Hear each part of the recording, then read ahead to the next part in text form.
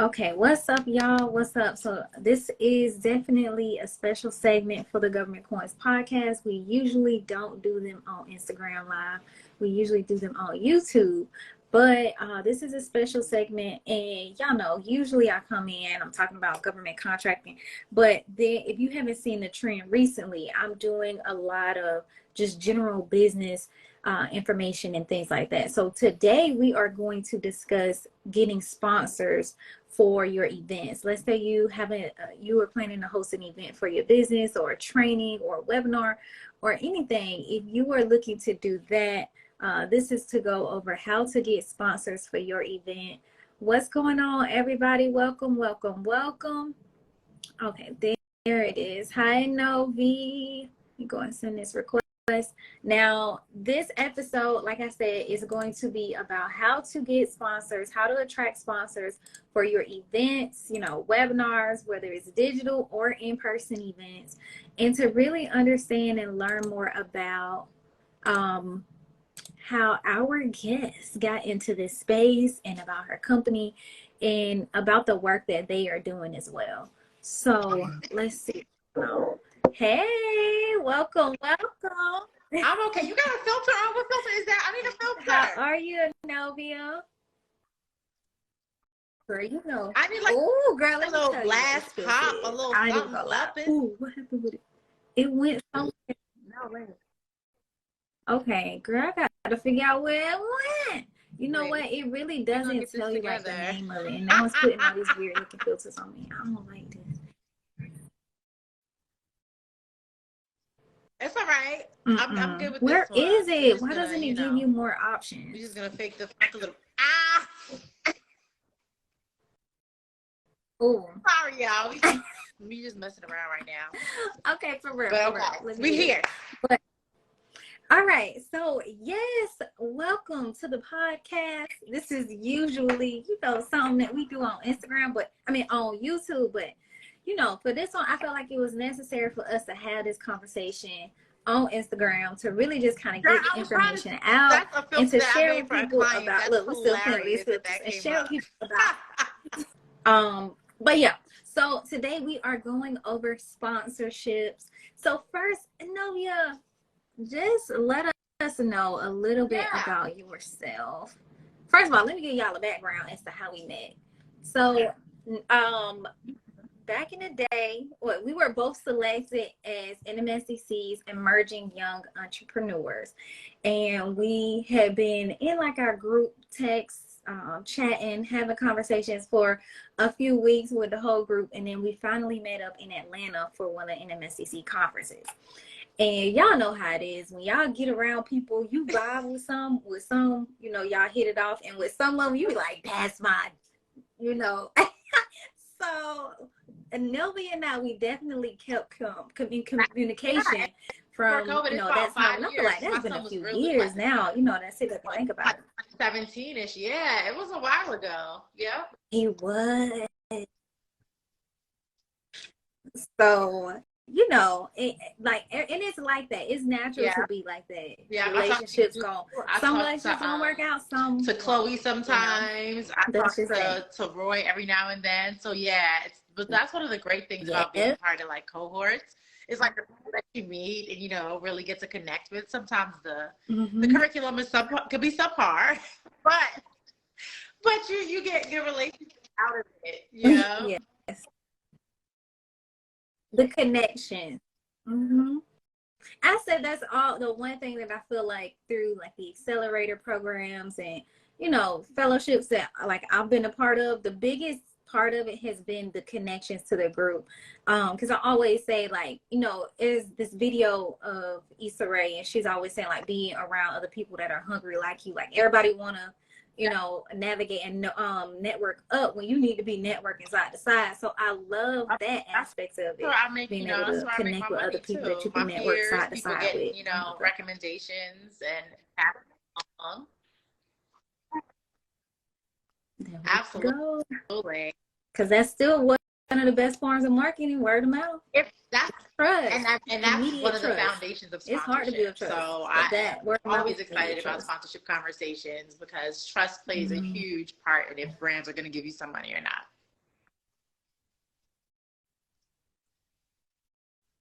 Oh, okay. We hopping into it too soon. Okay, all right. Enovia, can you tell us a so little my name bit is about Enovia yourself Bedford. and I live in how Charlotte, you North got into Carolina. this I'm sponsorship originally from New space? York. I've been in Charlotte since 2015. And basically, in my late teens, getting out of high school, my mom was like, you got to get a job. You got to do something if you're not going to go to college. So I had various jobs. That's also how I got into jewelry. I was in the jewelry industry for 10 years and realized I was a much better marketer than I was a jewelry designer. But along that, much better marketer. Along the way, I moonlit at a production company. And we would, throw events, do films, and we would always have sponsors. And it just so happens that I would be the person that'd be like, we send these emails to such and such and see if, they can come and do a bar. And I'm like, early 20s, like people just be coming and setting up bars at for free at your thing, right? So this is almost 20 years ago. And I'm like, this is wild. And then it kind of became something I was really good at. So it's like, okay, we need gift bags. Okay, well, we need, money for this film. We need money for this. We need this. We need venues for free. And it kind of became my jam. So about 12 years ago, I was like, I can't believe it's been that long now that I'm saying this. I was like, I'm going to do this a little bit more seriously. And I started asking people if they knew how to secure sponsorship, right? So about 2013, 2014, I kept getting no. I would ask 20 people and 18 people would say no. And I'm like, this is going to be the thing that I do.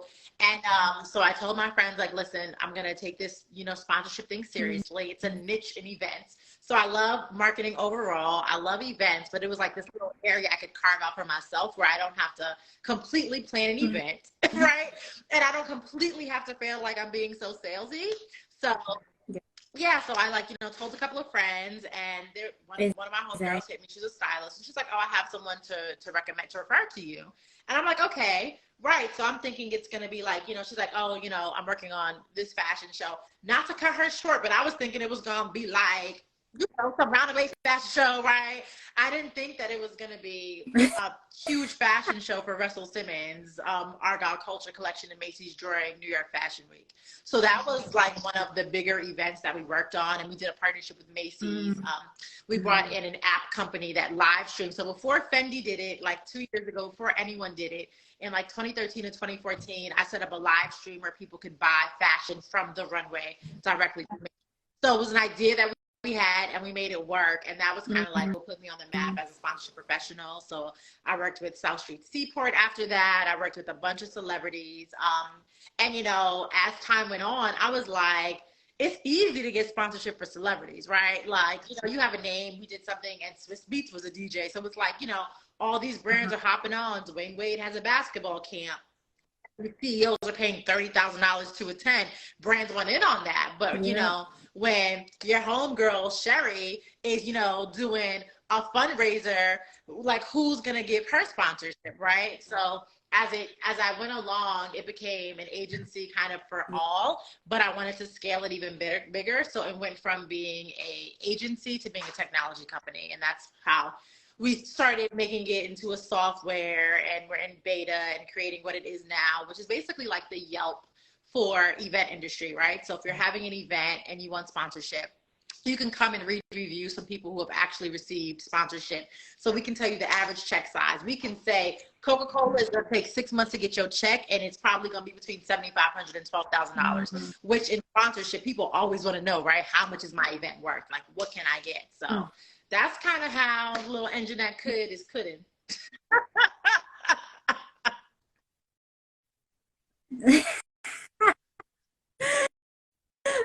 Now I know, like, this is an iteration from, as technologists, everything that we work on is constantly evolving. So I love that's not what it was when I was in the program. We were pitching for people. That's huge. We started a separate agency now where we do that and we put the sales team out. So the technology was supposed to kind of auto pitch. And it was, machine learning based. It was based on AI, which AI is a big component of what we've created now. But it's changed so many times, like over the last 5 years. It's like, okay, girl, what's it going to be now? But yeah. I mean, but it has to evolve. Like, we got to evolve with the times. We got to keep up with, what's going on in the marketplace. So, I don't know. I think that's one thing that, you know, once you get into tech, you really realize it a lot more. So the other side of it is, can you tell us exactly what sponsorships are? So and sponsorship is why a do marketing line give item, right? So in a marketing budget, there are things for promotional value. Sponsorship is one of them. So basically, when you take sponsorship dollars on, you're saying, I am acting as a marketing conduit for you and what you have to do, right? It's not because your party is so great. It's not because you're the baddest of them all. It's because you have a demographic of people that they either need to improve their reputation in or capture the audience, right? So sponsorship dollars are basically marketing dollars that are given to we call them properties, that are given to an event property so they can fulfill whatever it is, whether it's programming, whether it's an event. Sponsorship can be monetary, where they're cutting you a check. Sponsorship can be venues, when they're going to give you a venue. It can be in kind, where they're giving you items or donating things, like, you know, gift bags. All that is in kind sponsorship. It can be a media sponsorship, where maybe it's a magazine, like maybe BET is going to come and be a media partner or sponsor for you, and they're going to promote your event for free to get people there. So there are so many different types of sponsorship when it comes to marketing and events. Got it. And then what type of events? And does it always have to be an event in order to get sponsorship? Right, you know, because clearly I'm a serial entrepreneur. So along the way, I started another company with one of my friends called Black Tech Charlotte. And Black Tech Charlotte, of course, is based in Charlotte, North Carolina. We got acquired 2 years ago. And one of the things was that the space here called Camp North End, it's this huge, it's like all these acres of land that had plants on it. So it has all of these buildings, and they're like making it to office spaces. We had the first event ever held there was held by us. And they're like, we love you guys. Like, what do you need? And we're like, we always need money. Black folks always need resources. You know, like, what you mean what we need? We need money, right, to run. So, you know. We need money. They're like, well, we can't give you money. I mean, we can, like, you know, figure out how to give you money. We were like, can you give us space? So we were able to get a 2,500 square foot office space, garage door, beautiful, that we were able to rent out for events. Like, we used that space to the ground and had them create a program based on us that they would give Black entrepreneurs free office space for a year. So when I say it comes in so many different forms, like, it could come in so many different forms. I don't even remember what the question you asked me was. Oh, what kind of things you get sponsorship for, right? So that's an example of something you can get sponsorship for. You can get sponsorship for programming. You can get sponsorship for your company, right? Say you have, I don't know, a mobile car wash service, right? So you're driving around washing people's cars. There's no reason why you can't use your truck and have that wrapped and have somebody sponsor that, right? They can sponsor this vehicle for you and you won't have a car payment. So you got to really be creative when it comes to your business in terms of, like, being realistic about what your needs are. I worked with a doggy like boutique kind of thing. And I'm like, well, you bought all of these products from, you know, the supplier. See if they'll sponsor you to do your launch. See if they'll sponsor you to do this, you know, see if they'll give extra products, see if they'll, because it's stuff that they also have consumer products of that people can buy at home. So there's so much that you can get sponsored. We've gotten furniture sponsored. Like, we got Keurig machines for the office. Like, we whatever we need, that's what we're going to ask for.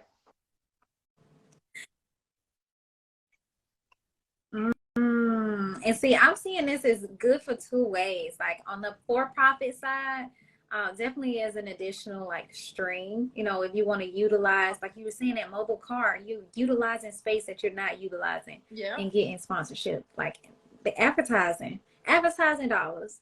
And then on the nonprofit side, our goal for Vettdeck, the agency side, is always so minority-owned businesses how to add sponsorship as an additional stream of income. And, like, one of the things that we do is that we don't tell people to go after one-offs. We always want multi-year deals for our clients. So you have, like, you know, if you're having, you know, a big conference, what are you doing leading up to it? What are the many things that could also be packaged and sold? Like, I'd rather get somebody, you know, $300,000 over 3 years than $20,000 for one event. You know, so if we're gonna ask, we're gonna ask. You know, we're gonna ask. We're gonna ask. Oh, like, yeah, the big one. Oh, I like that one. Okay, so another one. So can you tell us a little bit about some of the Yeah, brands or so type of companies one of my favorite that brands to actually work with is provide Airbnb. sponsorships? I've worked with Airbnb plenty of times, and one of the things we did with Airbnb is Really? that right before they really started pushing the experiences, and like, you know, the gig economy is huge. So before that happened, and then like, you know, teaching people about super hosting, we were doing an event for a travel agency, and I said, well, why don't we do some kind of workshop where we teach people how to stage their homes for photos, right? Because you look at photos and you're like, I don't want to stay there because, well, all it takes is a little bit of staging. So we decided that at the conference, we would actually create a living room. We would stage a living room for Airbnb, and, you know, have people take pictures with the Airbnb sign. So I asked a furniture company for $20,000 worth of furniture. I was like, hey, I'm doing this deal with Airbnb. Like, this is what I need, you know. We'll return the furniture. You can come take it back, you know, just lend it to us. And they were like, you can have it. So my client still has the couch and the rug in her house right now.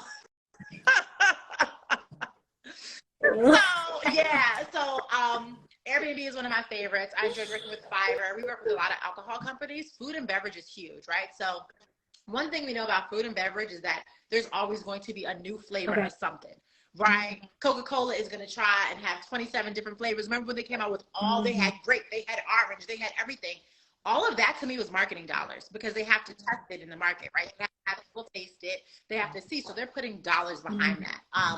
Before I started the agency, I worked for vitamin water. So I broke 2 new flavors into the market, the Vital Tea and the mango. And we had to give away the mango refresh. The mango refresh is good. We had to give away 1 million bottles of vitamin water in like a 6-month period in the tri-state area. You would think that would be easy, right? But for marketing, right? So it went along with the advertising plan. So the train stations were completely changed. Everything. There was vitamin water wrappers on the trains and like things like that, right? When new snack and beverage brands pop, it's usually because they're owned by a bigger brand. Right. So like Lay's has Dorito, they have all of those other brands. So they do have some pushes. So they do have some money. So anytime, if you're in the grocery store and you see new products coming out, you know there's money behind those products. Right? You know there's some money behind those products. So food and beverage is huge. You work with a lot of alcohol companies. You work with Tito's, Maker's Mark, Hennessy. Courvoisier gave me an award the year before last year.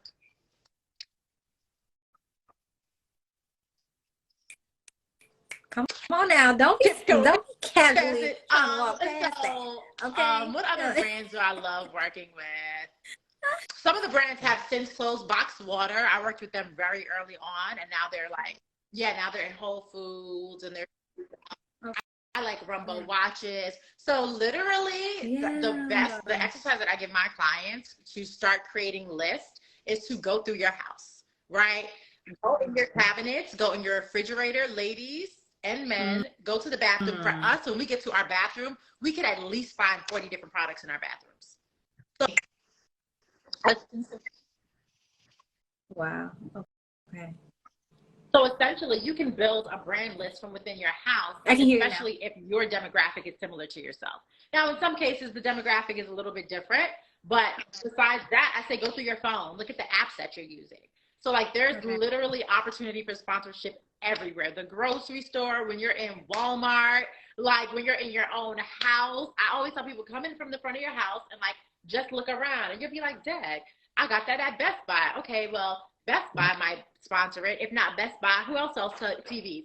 Costco's, Target, Walmart. And as you think, anybody can think about 100 different brands off the top of their head. And then it gets smaller and smaller. I prefer to work with brands that are smaller. So as opposed to like these huge brands, because everybody wants the Amazons, the Deltas, like everybody wants to run huge brands. But there's so much red tape with that. I would rather work with a $20 million company than $1 billion company, because a $20 million company, chances are that I can get the decision maker is a lot faster, right? A lot quicker. We were doing a project with Netflix, and we were good. We were good until we got to legal, and it was like, you can't name this. You got to change the name of the event. We had to move the event because we had to change the name. We were working we were working with somebody in research at Netflix, and basically it was about Netflix algorithms, and it was kind of like research like a Netflix, like user research like a Netflix, whatever it was. And it got through marketing, it got through everything. Legal was like, bop, bop, bop. That sounds like we're about to give away some secrets. Back to the drawing board, right? Now, had it been a smaller, had it been Tubi, they would have let us rock, right? So, had it have been a much smaller entity, the checks might not be as large, but the opportunity to build that relationship is really there to gain that trust.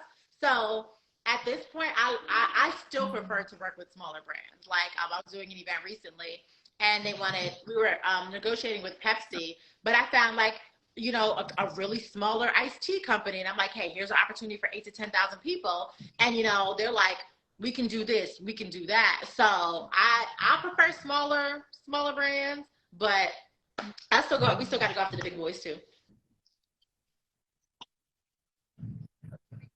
Yeah, just still. Now that's a good point too. So they like what type, so when they say basically these are the type of things that they can offer, so what are they usually looking for in return? I'm not sponsoring your equipment. Get out of here. Like, how do I know what to offer?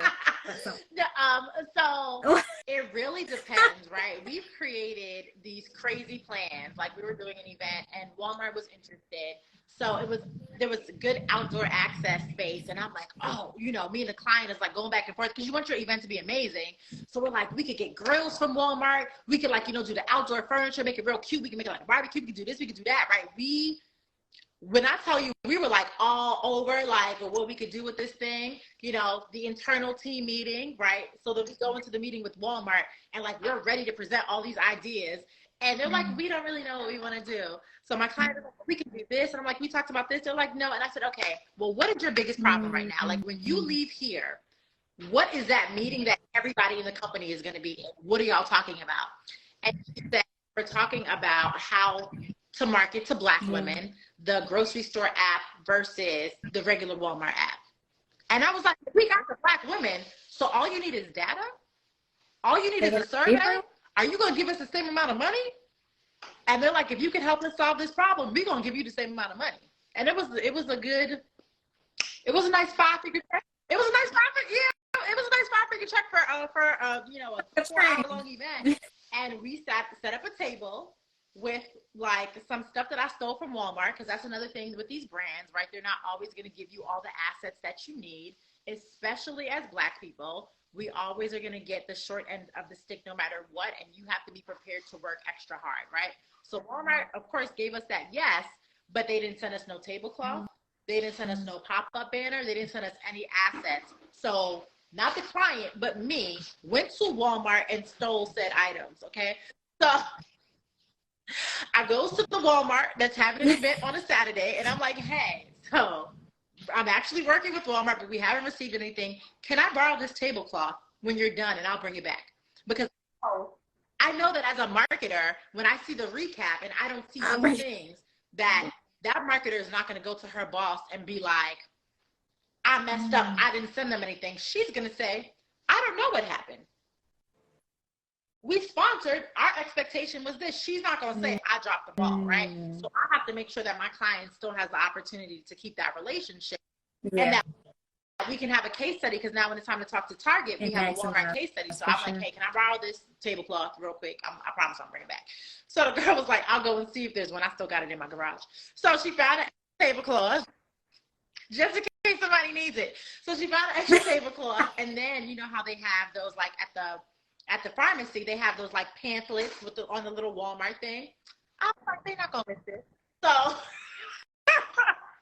grabbed me that too. We took it to the event. Then got a blue like pom-pom, and was basically like, hey, give me your best cheer. And everybody was like, why do you love Walmart? And then did the iPads and did, you know, collected the data. 2 girls were set up. And that's what we collected. So it really depends on what that brand's need is at the time. And that's why sending those decks out into the world, it works sometimes, but you don't know what the brand needs. So on this email template that asks basically 20 questions of what you ask a brand, right? So thank you. So some of the questions that I always ask, and like I can get through these 20 questions in a 30-minute call, right? So I ask them, are you trying to expand in a market that you're currently in, or are you trying to capture a new market, right? So you need to figure out what your position there is, right? Do they already talk to Black folks that look like me, or are they trying to get Black folks that look like me? Because then I need to know what the marketing strategy needs to be. I always ask if they're if they're trying to recover from a media occurrence. So this is how we got really good campaign. But hi, remember at Sesame Street when them princess stuff wasn't talking to the Black kids? Let me tell you, if I had a child client that was focused on children, I'd have ate them up. They would have had to give us so much money because they need to recover from that media occurrence, right? They need to prove to us that they do like Black people, and that's how you do it. So I ask if they're and you know, you Google that first because you'll know if you know if they already have one, right? Because you'll know about it, right? And that's just the way to bring it up. Like, oh, are there any media occurrences happening right now? Usually, if you get the like, yeah, so you know, there's some things that we need to work on, and that's when we swoop in. Like Airbnb host always was getting them in trouble because they as hell, and that's when we would come right in, like, you know, we know how to handle this, right? Sponsor this event, you know, we know how to do this, right? You know, so. We ask about the media occurrences. You know. We ask if there's any focus on hiring, like depending on what kind of event it is. If there can be a component to add to that, because now not only do you have access to marketing dollars, you have access to those resources in HR, right? You have, depending on if there's an opportunity to partner with a college, you get even more resources. So every department at a company has budget. So every department. The departments that people don't think about is where we get money from. Legal got money, right? Legal got a lot of money that they don't use because nobody is asking legal. The cafeteria, I've gotten brands into the cafeteria at Spotify because I asked to be connected to the lunch lady. And she was so happy that somebody was talking to her. I was able to connect her and get Beyond Meat to do a partnership with Spotify. Like, that's huge, you know, because nobody is thinking about the lunch lady, right? So, you know, so those are questions that I ask, like, and depending on who you're talking to, right? Locally, you'll usually talk to a marketing manager. And then, like, you might get, like, the senior marketing manager that'll cover the state, somebody that's regional. Then you'll get, like, to the CMO. So depending, right? If I'm talking to an alcohol company, say I'm talking to Bacardi. Well, no, let's say I'm talking to Maker's Mark, right? Maker's Mark is all part of Suntory Beam. So it's like Cornitas, Maker's Mark, Courvoisier, they're multiple brands. They all have individual budgets. Just like with, you know, if you're going to Coca-Cola, there's Vitamin Water, there's Power. They all have their own budgets. So if you're doing an event and you can say, hey, are you going to be able to bring in one of these other guys to kind of get, you know, to the full amount of money? We do it all the time. So it's like, you know, there are all these little things. Don't be using this as your one-on-one session, ShaKeia, okay? This is not your personal one-on-one session. You know what? I'm taking mental notes right now. I'm like, okay. This is my one-on-one. Yeah, so there are just so many like different things that we ask. We ask if they're interested in sampling. We ask if they want to speak on a panel. In the alcohol industry, lips to sips is huge, right? They want to make sure that people can actually taste their product. We want to make sure yes, replay it. We want to make sure that, you know, we're hitting those marks and asking questions. Like asking them, you know, some of those questions reveal so much information that you would have never thought to ask. If most people get on the phone and they're like, my event, my program, I'm the best. And they're never like, what do you need? What do you need? What do you need? And once you start asking those, what do you need questions, then that's when you get the money. Like, that's how you get the money. You got to know what they need. And then you edit your deck, and then you say, here's all the things you told me you need, and this is what I can do. I know you are, Jamaica. Look, said this on one-on-one. Okay. So that's a really good one. Now, here's another thing. We talked about what do I offer in exchange. Can we talk about more about like different and certain marketing campaigns and how I guess you align them with your particular audience? It depends on, you know, with COVID, everything had to go virtual, right? So everything has slid over to the virtual world. Now things are more hybrid. Now things are more heavily social media. When I started doing sponsorship many moons ago, we didn't have social media as an aspect. Mm-hmm. So like, I'm gonna age myself. I'm 39, right? At my 25th birthday party 14 years ago, we ain't like, I was nobody, and I got my birthday party sponsored. I wasn't an Instagram person. I was like in New York, people knew me type thing, and was able to like, kind of maneuver. But now you have to be able to, now they want to see that ROI. Y'all better take all this one-on-one energy. So, and now it's a much different place, right? So you need to be able to say, I have this many followers, I have this many that. The most important thing generally is going to be engagement. A lot of brands are looking more for micro influencers and kind of smaller communities. And when I say smaller, I mean like 50,000 or less, it's fine. People with 4,000, followers can get sponsorship. People with 1,000 followers can get sponsorship. It really depends on how you present the data and what the purpose of it is. So when you're thinking about these marketing campaigns, brands are going to want everything, especially right now, right? We are definitely in a recession. Me and Lily was on this call too, but look out, because we're going to be talking about sponsorship in the recession on June 6th and the effects of that and how it's a very different landscape than it's been previously, and how that George Floyd money is gone, right? Remember all that money that they was promising us, right? Okay. Right? How now that money ain't nowhere to be found. It's somehow evaporated, but yeah.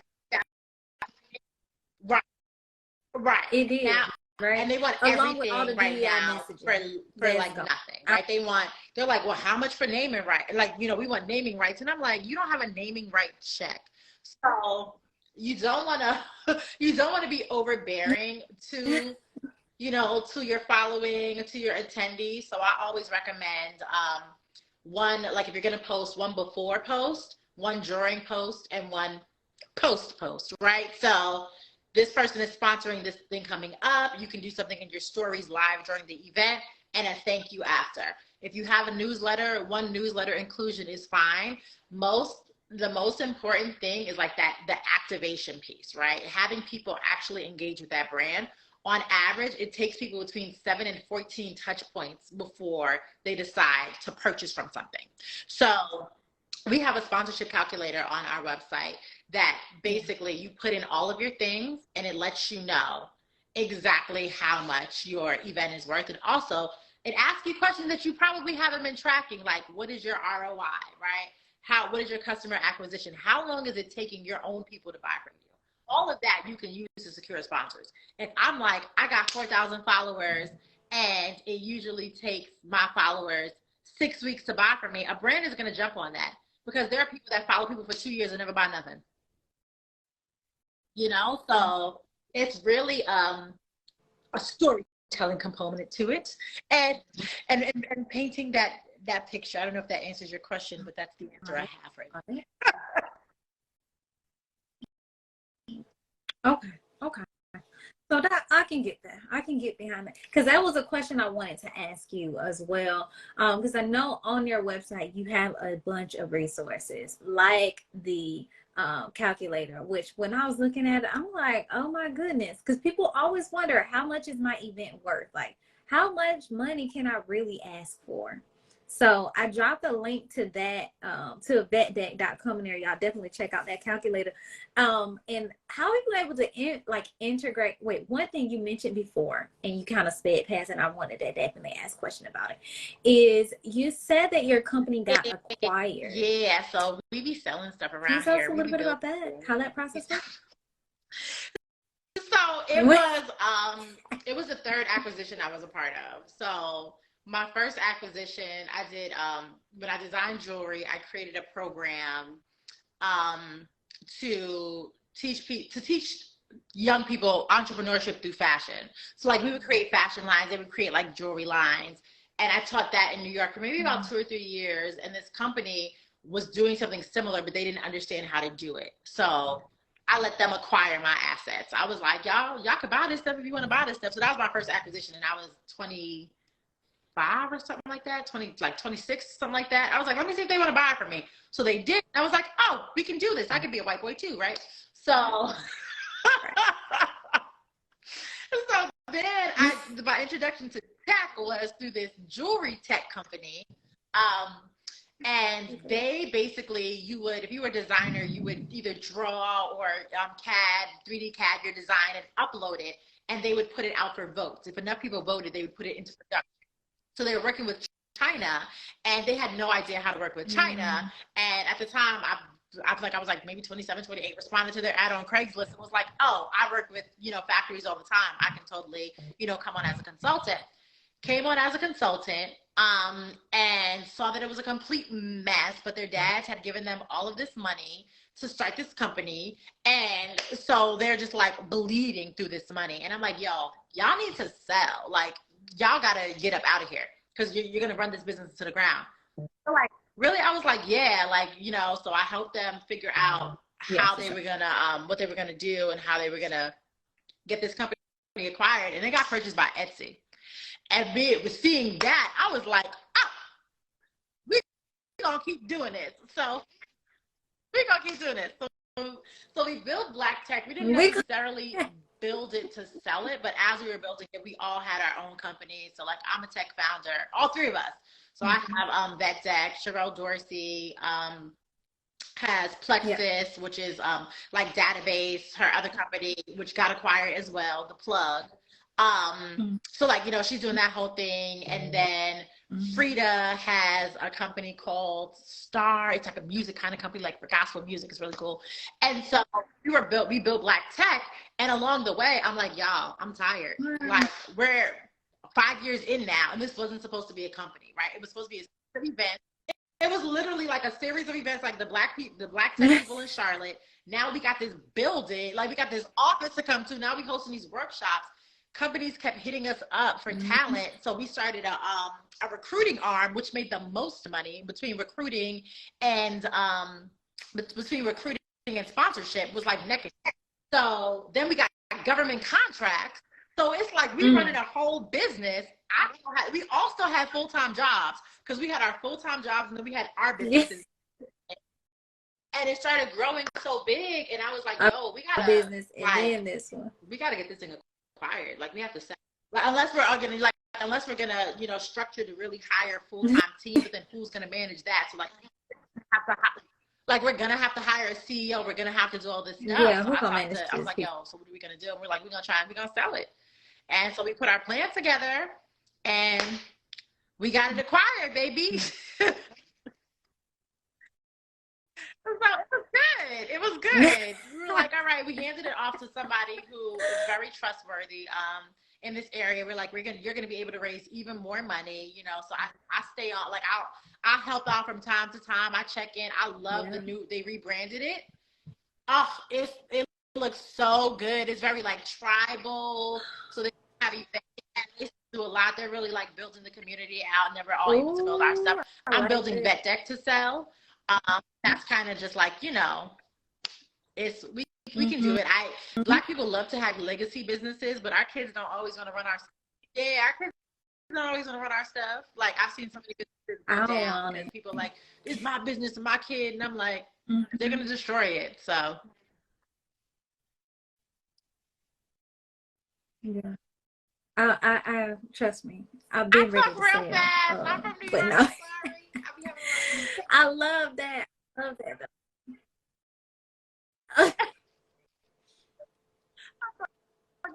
He said you talk fast as that ROI. I'm dead.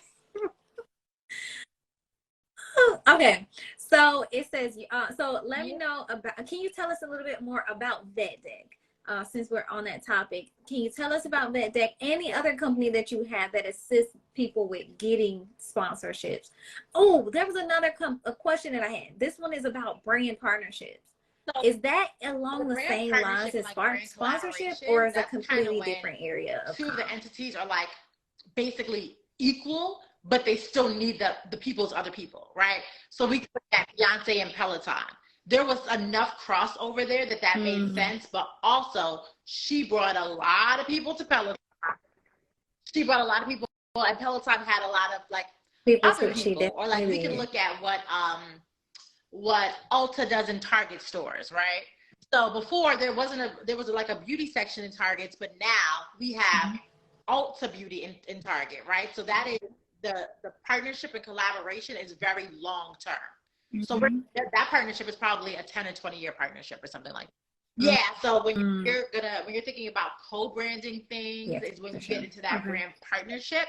So if you just want like the fast cash, maybe a 2 or 3 year deals, you want to ask for sponsorship. If you want that long term, like our teams are going to be working together, they're going to be meeting regularly, then that's when you're thinking about collaborations and more partnerships. Okay. I like that. But back to Vettdeck and back to how you can help us do this, because it's a lot of work. So that is you know, Vettdeck is always sponsorship focused. You know, we work with a lot of events, we work with a lot of programs, a lot of companies, a lot of influencers. And during COVID, we was like, where's the events gonna go, right? So 80% of our events during COVID, because I was like, we're not giving no money back.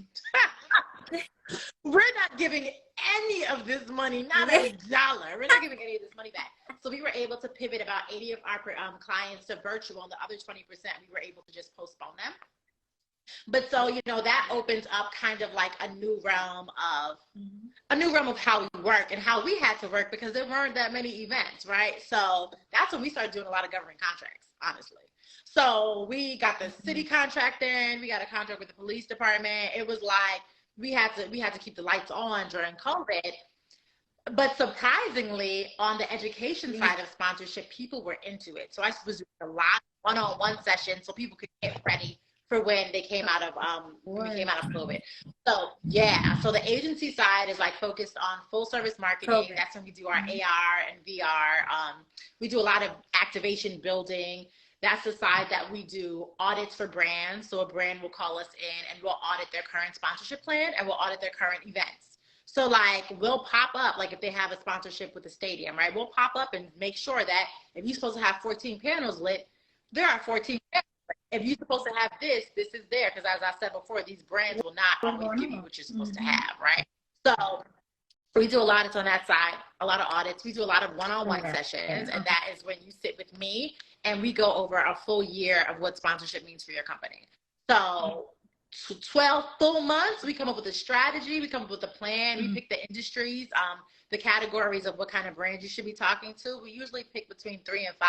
So like, is it going to be automotive? Is it going to be food and beverage? Is it going to be alcohol? Is it going to be technology? Is it going to be finance? You know, insurance companies always have money to spend. Like, that's just an FYI.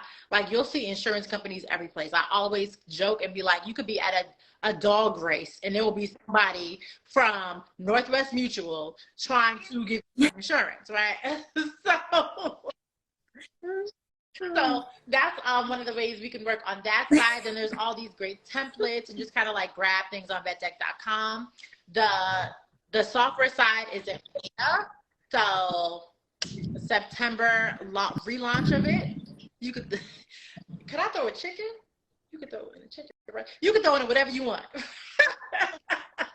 But we'll fully be launched right now. We're looking for event organizers to give us reviews about brands that they've worked with for sponsorship. So if that is you, then you'll have early access to the database. Okay. And to me, the most important thing about the database, honestly, is that check size. Being able to say how much money you should ask for. And the calculator is on that side. The AI component of that is that you can upload your deck and then it'll populate a list of brands that you should be working with.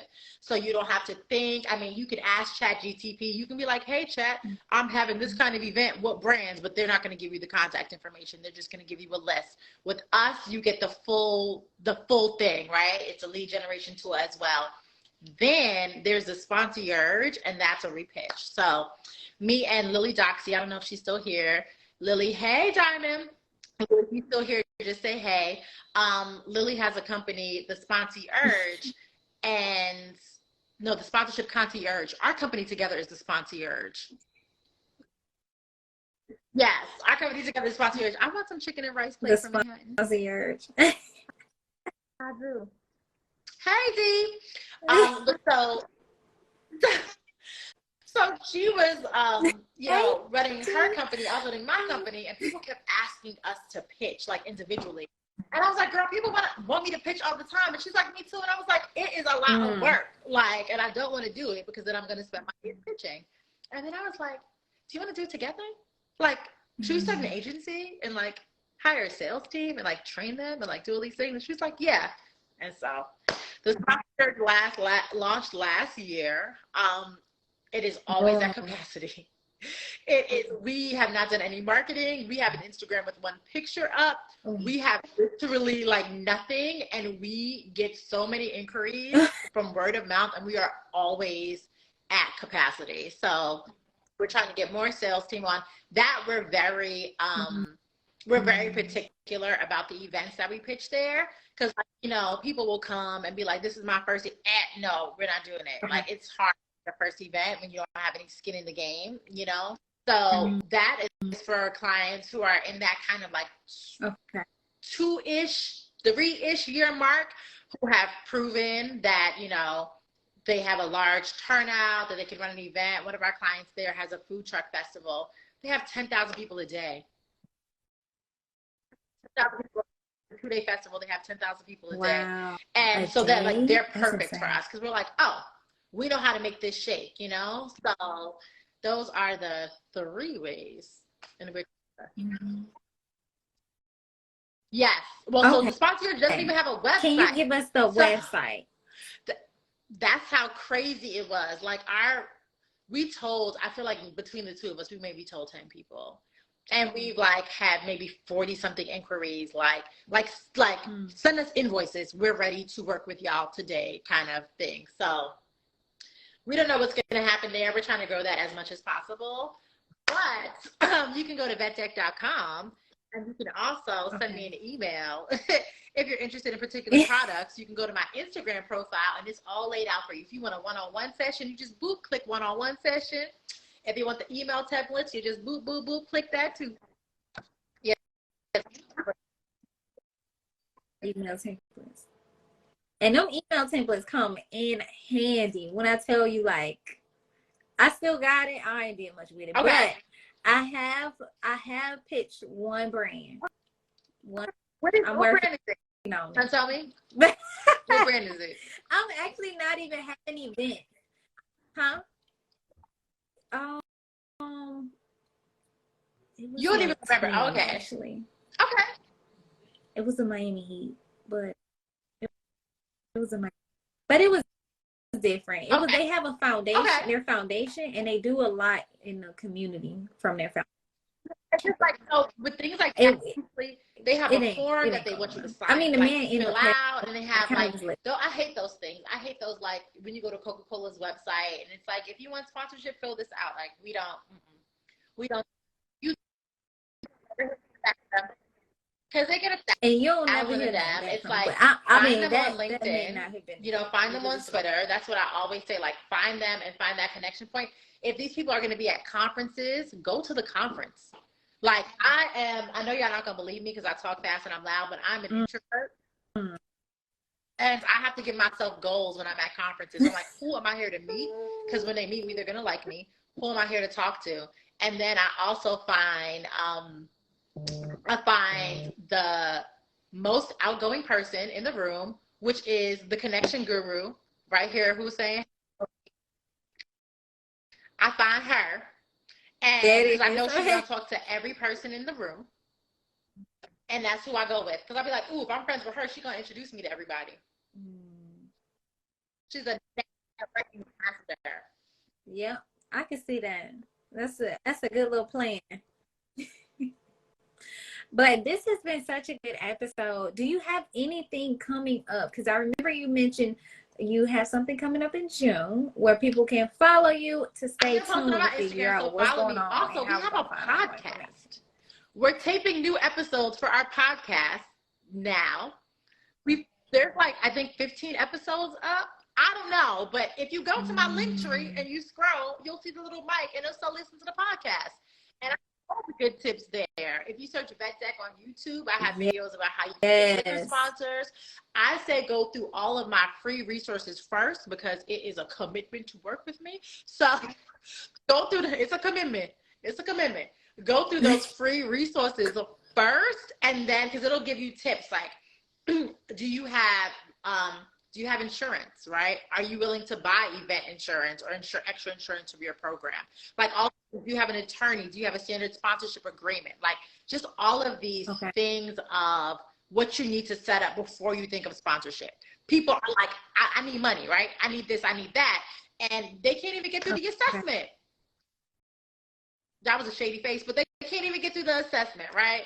So you just want to make sure that, you know, you go through my free resources first. I'm going anywhere. My Instagram, I'm pretty funny. Follow the Vettdeck Instagram, and I think we have minutes for questions, right? Am I making that up? Do we have a couple minutes for questions? You said you went out? Yeah, we definitely have a few minutes for questions. If y'all have some questions, y'all can drop them in the chat. I try to ask as many questions I felt like new people would, you know, have questions about. These are all questions that I had before. I was like, oh, you know, and when we did our one-on-one, I was just like, oh, this sounds like something I don't want to do no more. So, but I think it's still good. Just have this idea and let people know what's available and who they can reach out to, you know, when this comes up, because I don't have any events or anything coming up right now, but when I do, I don't plan to do this. I'm coming to you. Yes, I can be sponsored. Say that again. That's true. That is true. We're restructuring. We have to talk about that off. A constant construction zone.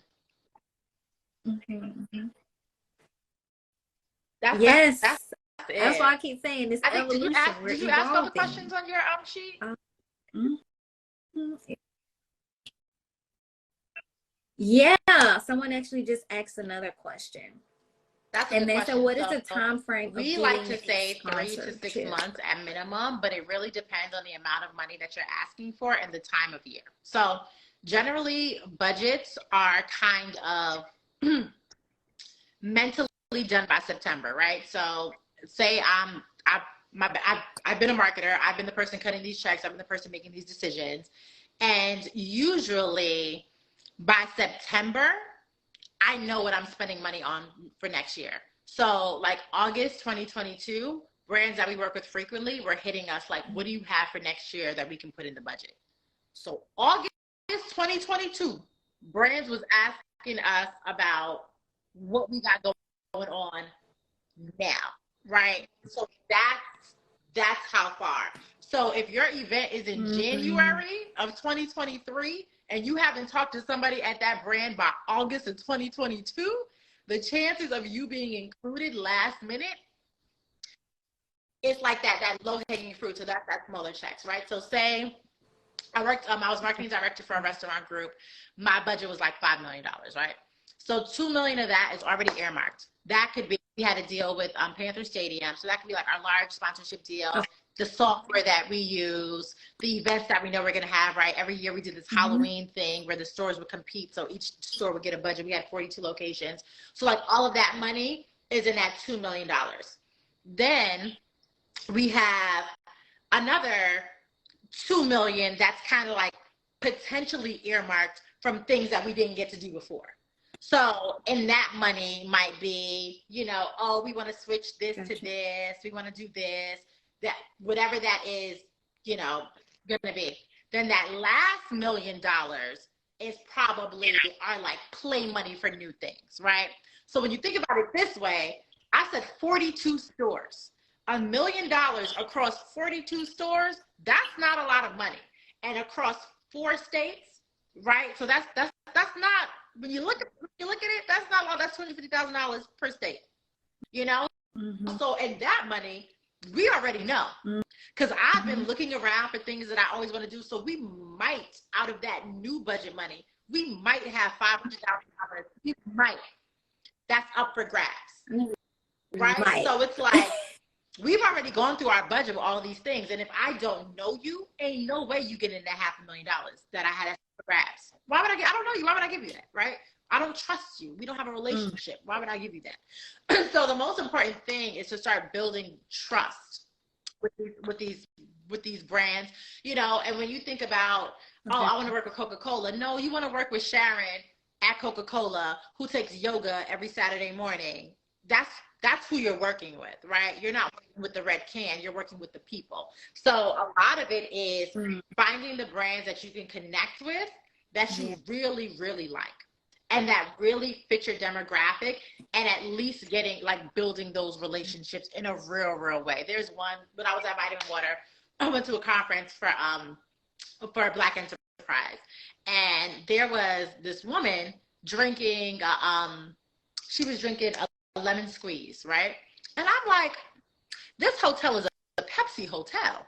You did not get, I just went up to her and I was like, hey, you didn't buy that here, because this hotel is all Pepsi products. Where'd you get that from? And she was like, I love this stuff so much that I pack it.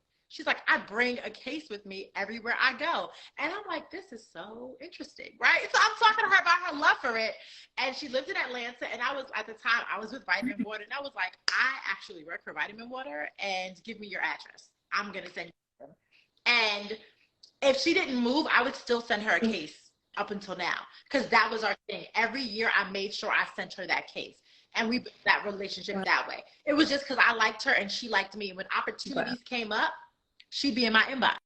Hey, we got this. Hey, we got that. Hey, I want to introduce you to somebody. Because I sent her Vitamin Water.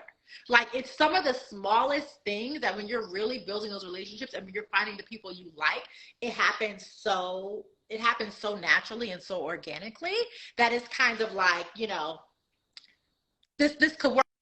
And whatever company she's at, we always stay in contact, right? So the timeline, if it's like, you know, 3 months, you can probably get items sponsored. You might be able to get gift bags. You might be able to get, you know, swag and all of that. 6 months, you'll probably be able to get some kind of check if you've been building that relationship. Because it's like, if somebody knocked on your door and was like, can I have $500? You're going to be like, no, I don't know you. I don't know you. I don't know if this event is really going to happen. You know, like, I don't know you. So most importantly, making sure you're building that relationship, that you've invited them to something that you've already done, like, you know, or that you're doing, like, hey, I'm having this first event first. A lot of people go and ask, and like, a lot of people go in like this, like, hands out, hey, here's this email with my deck and my ask and how great I am, and I'm not going to ask you anything about, you know, what you need. So that's the first step.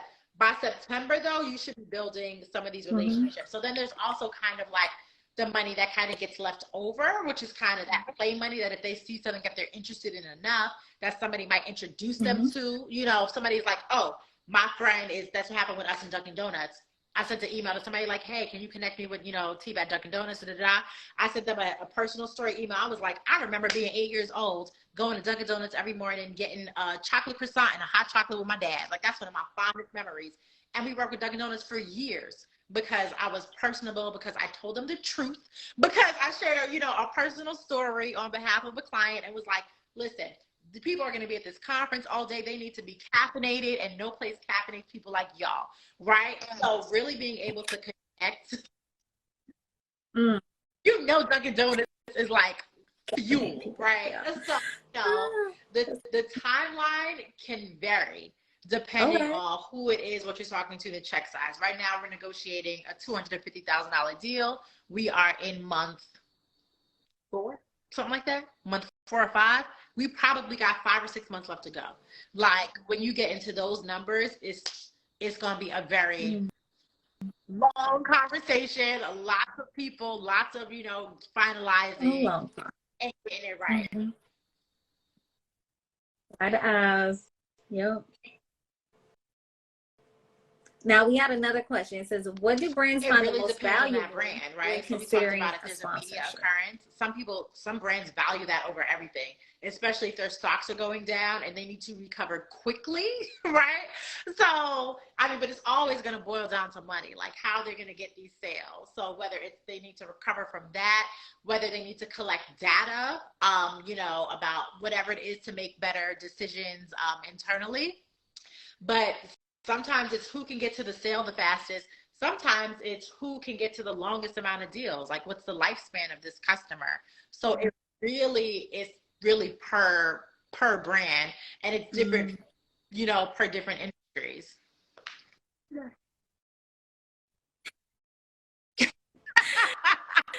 She said, no, we don't need that much money. Well, but that is too funny. And, okay, so let's talk about, because people haven't dropped any more questions, but type of events that can be sponsored. So is it always like the big conferences? How small can an event was a 12-person yoga retreat. Yeah. It was a 12-person yoga retreat to, I want to say Senegal. Oh. Senegal had pink beaches. Somebody let me know. It's someplace with pink beaches. And the push there was that, but also it was who was attending, right? So a journalist from the Huffington Post was one of the 12 people. Like, it, not like a super big artist, but an artist was another one of the people. So what we did was the selling point of that. You looking for who has pink beaches? Yeah, it was like a pink. It was like the pink sand or a red sand beach. Like whatever it was colored sand. That was like a draw. So what we did was we said, you know, if you give monetary support plus products, it was a photographer. It wasn't an artist. It was a photographer. We have a photographer that's attending, and they'll do a photo shoot for you in this destination. So by the time you pay $15,000 to fly photographers over there, to ship the product, to do all of this stuff, you could sponsor this event and you'll get this out of it. And so that's no, so the product. So a photographer was going to be there. The event. So they were having a photographer go on the retreat. So we use that as leverage, right? So we were talking to, like, it was a yoga retreat. So we had like electrolyte company, sponsor, candle company, like yoga mats, all of that. And I'm like, you can get a photo shoot in this tropical destination if you sponsor this event. So by the time you would pay $15,000, you could give us $5,000. Give us the $5,000, right? We get this done for you, because he coming anyway. He gonna be taking pictures anyway, right? And, you know, let's make it shake. And we were able to make it shake. Yeah. So when I tell you, it's really being creative, and part of it is how my brain works.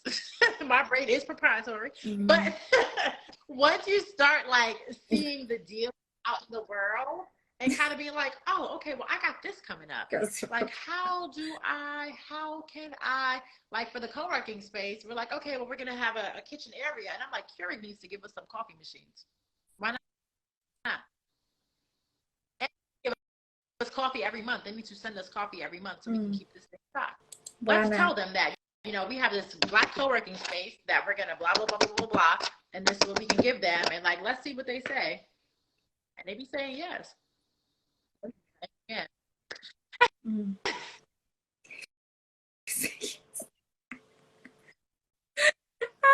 Does anybody else have any more questions? Because the answer is yes on here every day, all day. Yes.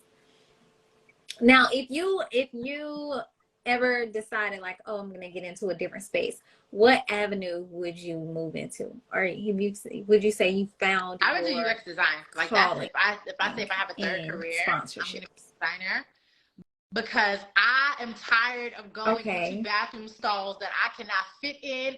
The doors be pulling, they be pushing. Like, how are you supposed to go? I'm like, the UX designer on here clearly has to be male, because we cannot fit in these things. So there are specific problems in the design world that I feel like I personally need to redesign, and bathroom stall doors is one of them.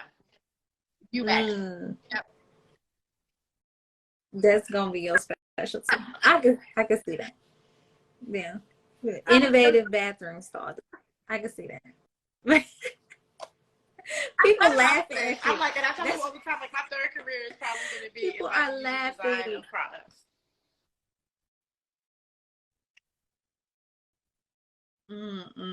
That's funny. Okay, here's another one. We got one more. So I recommend 20 how many per month. sponsorships is realistic like if you could to get pitch 20 per month out the door, then you're doing good. So that's what, 240? Yeah, if you do 240 in a year, you'll get between 10% and 20% responses, right? So that's like 24 to like 30 or 40 brands, and you can walk away with 5 sponsorships from that.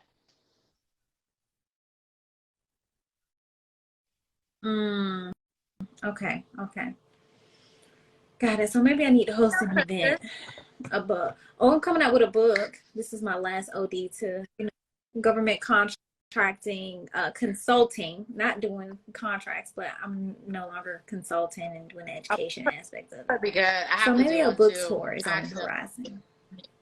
Next. No. Ooh. I want to do we it need with to the schedule product it in the same launch, city. like when So Vettdeck officially launches. I'm doing a tour, and I want to do the book tour at the same time. Okay. Yeah. That way you can pitch. I mean, share out both and get people sign up. I like that. Okay. Well, girl, no one else has answered or asked any other questions. I did go through all of my. Oh no, I didn't. I have another one. All right. Well, it looks like that is the end of our conversation. So listen, I'm going to tell you again, the website is vettdeck.com. Y'all go follow on Instagram, follow Enovia B on Instagram as well, because she puts out information and content like this literally all the time. Examples, everything that you would need to get started in, going